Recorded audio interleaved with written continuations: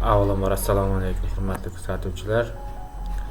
Mana bugun biz Autoplay Media Studio dasturida ishlashni, ya'ni elektron darslik yaratishni ko'rib o'tamiz.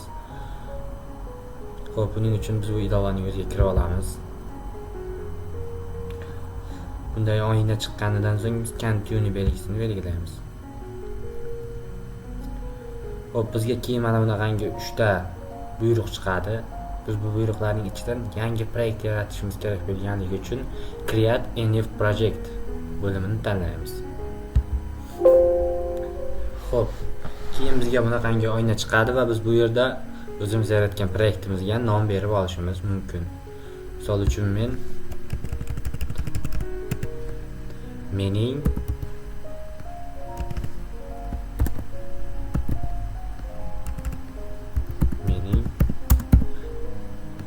proyektim deb nomlayman.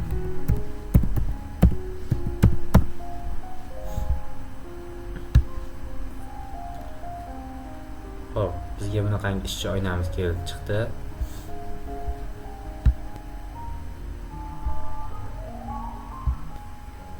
Xo'p, biz o'zimiz yaratgan mana mening proyektim deb nomlangan proyektimiz ochildi.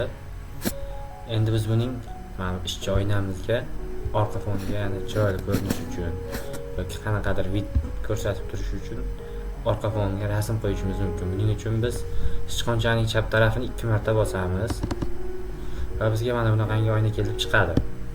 Xo'p, biz bu yerdan Use Custom Settings bo'limini belgilab olamiz birinchi. Xo'p, keyin biz rasm qo'yishimiz kerak bo'lganligi uchun Image, ya'ni rasm bo'limini ham belgilab olamiz.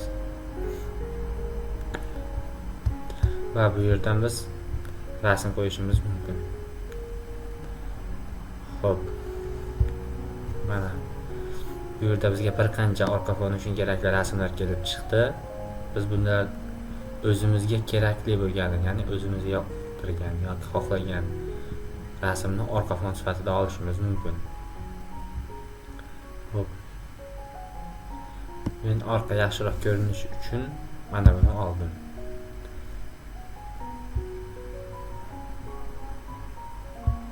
Xo'p, biz rasmni belgilab oldik va endi buni saqlash uchun biz men oynani kishilab qolaman.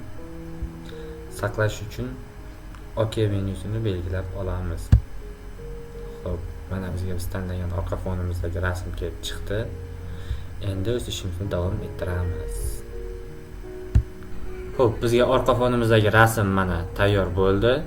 Endi biz o'zimiz ishlashimiz uchun kerakli qurilmalar, ya'ni xo'p, proyektning belgisi yoki kesish, nusxa olish, qo'yish, shu kabi mana bir qancha ishlatadigan qurilmalarimiz mana uskunalar panelida joylashgan bo'ladi. Biz keraklisini olib bundan foydalanishimiz mumkin. Xo'p, biz endi bu uskunalardan foydalangan holda o'zimizning ya'ni proyektimizni, ya'ni elektron darslik yaratishni davom ettiramiz. Xo'p, bu New button object, ya'ni yangi button qo'shish, ya'ni tugmacha qo'shish degan. Xo'p, buni bosamiz buyruqni. Va bizga mana bu yerda bir qancha buttonlar kelib chiqadi. Xo'p, ko'rishimiz mumkin, mana har xil turdagi buttonlar bor. Biz o'zimizga kerakli bo'lganini tanlab olamiz. Misol uchun men o'zimga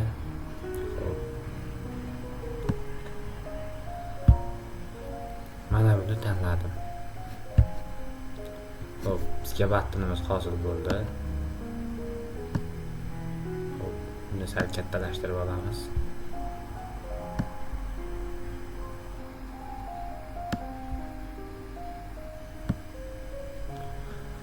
Xo'p, endi biz bu buttonning ichiga qandaydir tekst yozmoqchi bo'lsak, ya'ni misol uchun qaysidir fandan elektron darslik yokida biror bir narsa haqida ma'lumot yozishimiz kerak bo'lsa, sichqonchamizning chap tarafini 2 marta bosamiz va bizga mana bunday menyu kelib chiqadi va matn yozishimiz uchun maydon ajratib berdi.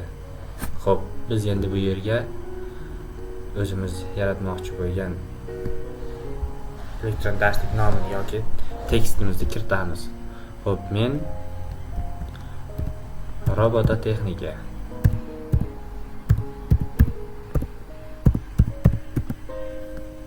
texnika deb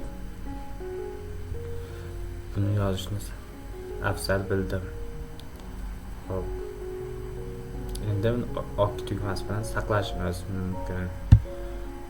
Mana ko'rib turganingizdek, bizga robototexnika deb vaqtimizga nom berildi. Xo'p, mana biz vaqtimizga robototexnika deb nom berdik. Endi buning yozuvining shriftini yoki harflarning rangini o'zgartirishimiz mumkin. Buning uchun yana shu sichqonchaning chap tarafini 2 marta bosamiz. Yana shu boya yozgan joyimizga qaytib keladi. Xo'p. Mana bu joydan, ya'ni font joyidan yozuvimizga font size, ya'ni yozuvning shakli deymizmi, shriftini beradi. Xo'p. O'zimizga kerakli bo'lgan shriftda tanlay olamiz. Misol uchun buni tanladim men. Xo'p. Bu yerdan yozuvning hajmini, katta kichikligini o'zgartirishimiz mumkin. Misol uchun 16.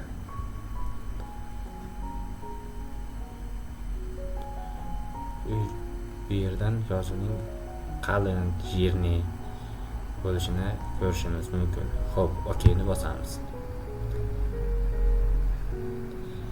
Alignment, ya'ni yozuvning o'ngga, chapga yoki o'rtada turishini ko'rsatib beradigan narsa. Menga center qulay bo'lganligi uchun centerni tanlab oldim. Xo'p, yozuvning stili, ya'ni standartda turgani ma'qulroq. State colors, ya'ni yozuvimizning rangi. Bu yerni bosadigan bo'lsak, bizga bir qancha ranglar ko'rsatiladi va biz bundan o'zimizga kerakli bo'lgan rangni tanlab olamiz. Misol uchun men buni tanladim. Xo'p, disabled. Bunisiga tanlaymiz yashil. Xo'p, highlights ga ko'k beraylik. Va biz sichqonchani olganimizda yozuv rangi bizga yana bu rangni bersin. Xo'p, hamma joyini sozladik. Endi biz OK tugmasini bosadigan bo'lsak, mana bizga robototexnika deb yozuvimiz kattalashdi shriftda. Xullas, bizga shunday holatda button hosil bo'ldi.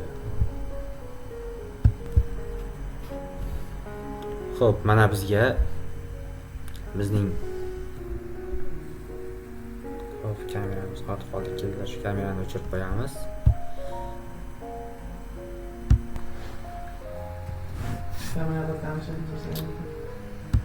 Xo'p, bizga mana birinchi pejimiz tayyor bo'ldi. Ya'ni elektron darsligimizning yuzi desak ham bo'ladi. Robototexnika degan birinchi pej tayyor.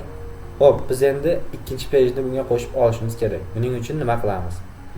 Mana bu pej degan buyrug'imizning tepadagi buyruqning tagiga borib, sichqonchaning o'ng tugmasini bir marta bosadigan bo'lsak, add, ya'ni qo'shish buyrug'i chiqadi. Biz bu buyruqdan foydalanib ikkinchi pejni yaratib oldik. Xo'p.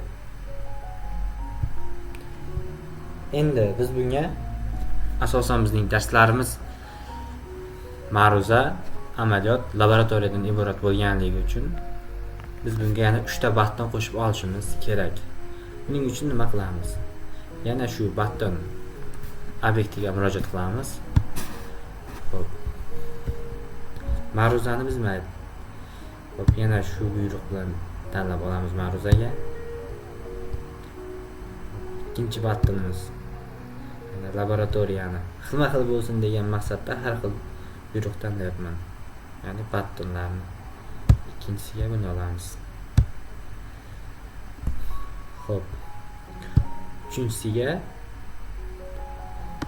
buradan yana tanlagan holda hop. Kelinglar, mana buni olib qolamiz. Hop, mana 3 ta buttonimiz tayyor. Bularni endi joylashtirib olamiz.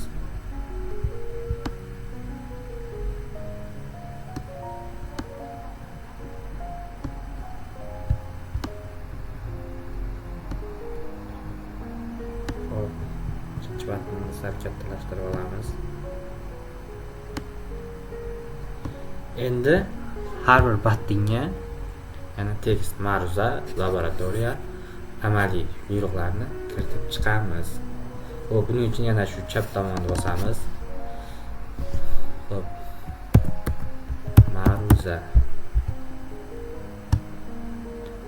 Biz tanlagan yana o'sha tanlagan shriftimiz. Xo'p. Kelar bu o'zini holicha qolsin. Shrift 14. Okey. Center tatura qolsin. Xo'p, rang. Ko'k berib chiqamizmi?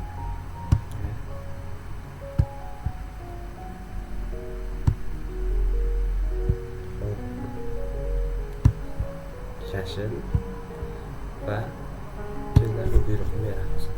Xo'p, bizga endi tayyor bo'ldi bugunimiz ma'ruza buyrug'i. Endi ikkinchi buyruqni kiritamiz.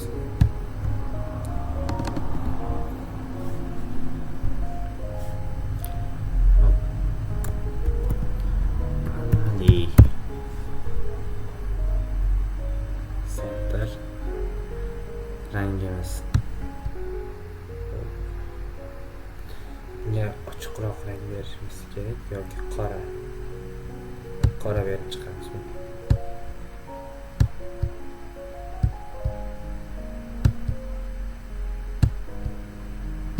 Hop, har bittasiga rang, alohida rang berib chiqdik va yana OK tugmasi